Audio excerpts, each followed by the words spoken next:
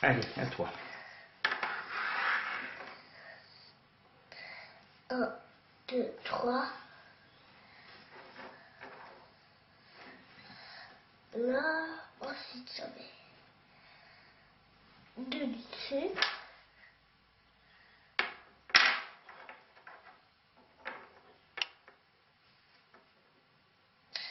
Attends, je regarde si c'est ça.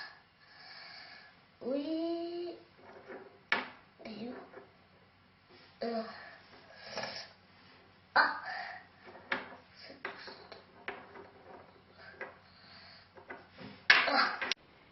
Eh ben, on va essayer de parler des dyspraxies de l'enfant et les dyspraxies de l'enfant. Il n'y a pas une dyspraxie, mais on peut quand même tenter de faire une définition de ce que c'est la dyspraxie. Dans dyspraxie, il y a 10 et puis il y a praxie. 10, ça veut dire c'est difficile. C'est difficile d'y arriver, c'est difficile à mettre en place, c'est difficile à imaginer. Et puis praxis, ça veut dire faire des gestes dirigés vers un but, un geste intentionnel. On pourrait dire que le geste il est toujours destiné à interagir avec l'environnement. Donc quand on a envie d'interagir avec son environnement, on fait un geste. On fait un geste pour prendre un verre.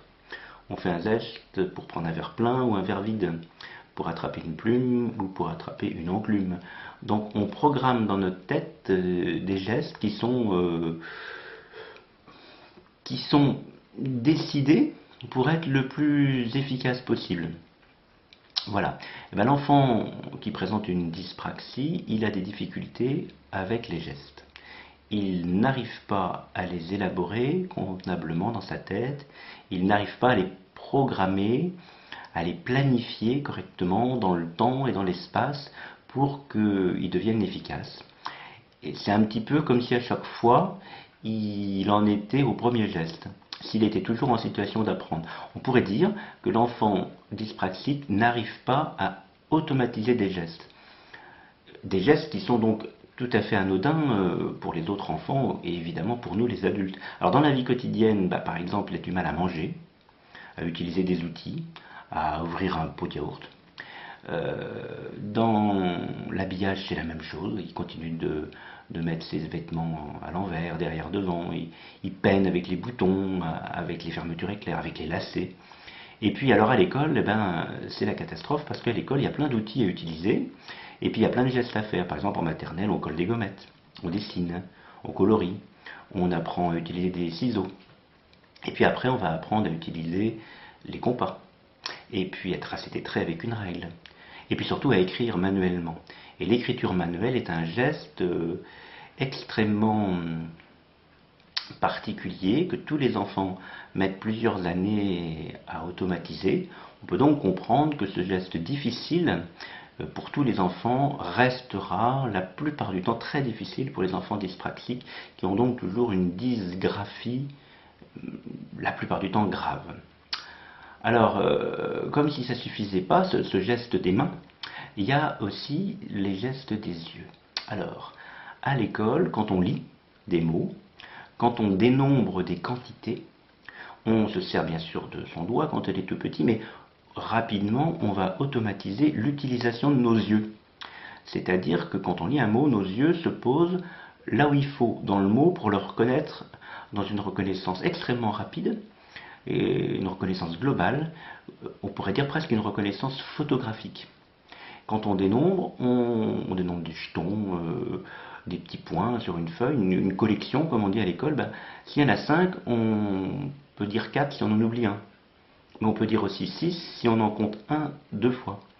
Donc vous voyez que l'enfant, en arithmétique, quand il a aussi un problème à automatiser le geste des yeux, il va penser que le nombre, c'est pas quelque chose de stable, que c'est pas quelque chose de fiable, que c'est quelque chose de variable. Le nombre est variable. Je compte 5 pions, des fois il y en a 4, des fois il y en a 6, des fois il y en a 5, et là la maîtresse elle est contente. Alors, vous voyez bien que quand se surajoute au problème du geste des mains, le problème du geste des yeux, on passe d'un enfant qui avait des problèmes à utiliser les outils, avec le dessin, avec la géométrie, avec l'écriture, à un enfant qui a des problèmes éventuellement avec la lecture et surtout avec les mathématiques dans leur ensemble. Encore pire en géométrie, c'est difficile en dénombrement, c'est difficile pour poser les opérations. L'enfant il sait très bien poser une opération, mais il se trompe dans les colonnes. Il aligne pas bien les colonnes. Alors, il fait bien son opération, mais le résultat est faux parce que c'est mal aligné. Et ça, il n'arrive pas à l'automatiser. Voilà, c'est ça le problème des dyspraxiques.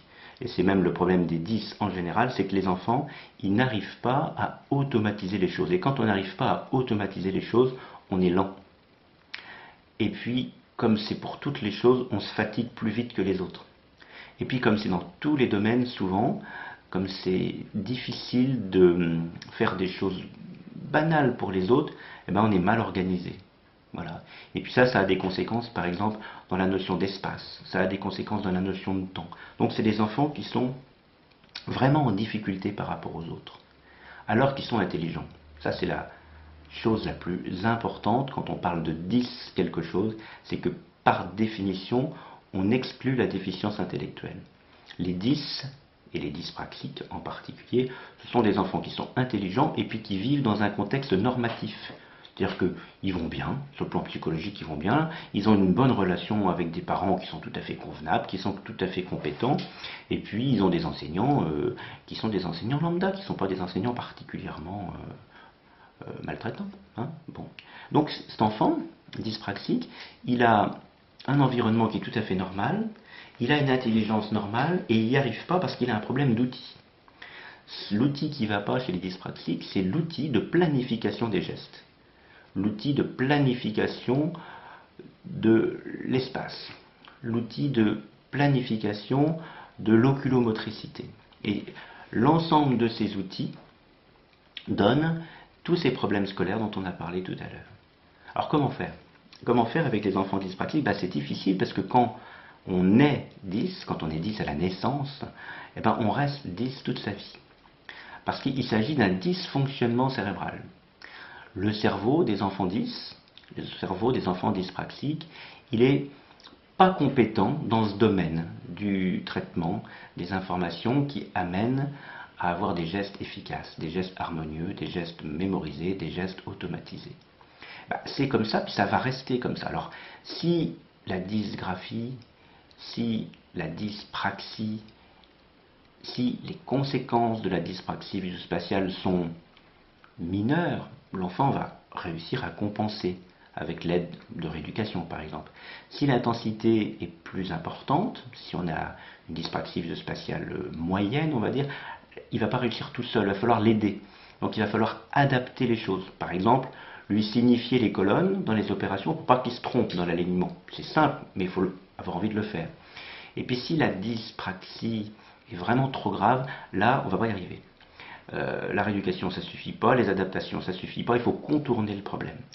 Si l'enfant a 10 ans, il n'arrive toujours pas à poser ses opérations, il faut lui donner une calculette. Si l'enfant, il n'arrive toujours pas à écrire de façon rentable, alors c'est quoi écrire de façon rentable? C'est écrire vite, c'est écrire de façon lisible, c'est écrire avec une orthographe qui permet de relire, et puis c'est surtout écrire sans dépenser trop d'énergie.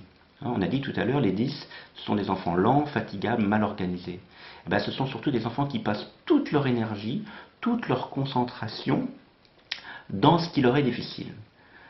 À l'école, quand le professeur fait son cours, on prend des notes. Lorsqu'il dicte un énoncé de problème, non seulement on prend des notes, mais on commence à réfléchir au problème, on commence à sélectionner les informations pertinentes et puis à enlever celles qui ne le sont pas. On peut faire des déductions, on peut anticiper, on peut faire des inférences. Ça veut dire que quand on écrit, quand on prend en note, quand on note un problème qui est dicté ou qui est écrit au tableau, ça c'est encore plus difficile, le fait d'écrire manuellement ne nous empêche pas de faire fonctionner notre cerveau pour résoudre le problème, par exemple. L'enfant dysgraphique à cause d'une dyspraxie, lui, il passe toute son attention et toute son énergie au dessin des lettres, à la calligraphie. Donc il ne peut pas réfléchir au problème en même temps. Il ne peut pas écouter la maîtresse et écrire. Ça s'appelle la double tâche. L'enfant, il est en double tâche. Donc on va lui faire perdre tout son potentiel. On va lui faire consommer toute son énergie. On va lui demander toute son attention dans des tâches qui sont difficiles au détriment de celles qui lui seraient accessibles. Et ça, c'est la caractéristique des 10. Donc, pour que ces enfants intelligents puissent réussir à l'école, ou du moins pour qu'ils puissent appréhender la chose scolaire, il faudrait réfléchir ensemble, les parents, les enseignants, à comment diminuer ou comment stopper toutes ces choses qui sont difficiles pour lui permettre d'exprimer son potentiel intellectuel, son intelligence dans ce qui va bien. Ça, c'est l'enjeu de la scolarité des enfants 10. Et pour les enfants qui ont une dyspraxie visuospatiale, par exemple, les deux grandes choses, c'est bien d'adapter tout ce qui est mathématique et d'adapter tout ce qui est écriture. En sachant que le pire, par exemple, c'est la géométrie et qu'on peut très bien faire une scolarité sans géométrie, que c'est pas vraiment un problème. Pourquoi passer des heures à essayer de rééduquer une matière où les enfants seront très mauvais? Par exemple, on pourrait dire, si un enfant dyspraxique, il a 12 ou 13 en français, et qu'avec une toute petite aide d'une demi-heure par semaine, il va passer à 15 ou à 17, c'est rentable. S'il a toujours 3 ou 4 en maths, et qu'avec 8 heures de rééducation par semaine, 4 personnes qui s'occupent de lui, il passe à 5 de moyenne, ça n'a aucun intérêt, c'est pas rentable. Donc avec les 10 et avec les dyspraxiques, il faudrait avoir l'intelligence d'optimiser tout ce qui est facile pour eux, de mettre en avant leur potentiel, de leur permettre d'exploiter leur potentiel en court-circuitant ces outils qui ne sont pas bons. On a l'habitude de blaguer sur les enfants scolaires en disant c'est toujours les mauvais élèves qui ont de mauvais outils. Et bien les enfants 10, ils ont vraiment des mauvais outils et ils deviendront des bons élèves que si on leur permet de compenser, de contourner ces mauvais outils. Voilà en quelques mots ce qu'on peut dire de la dyspraxie.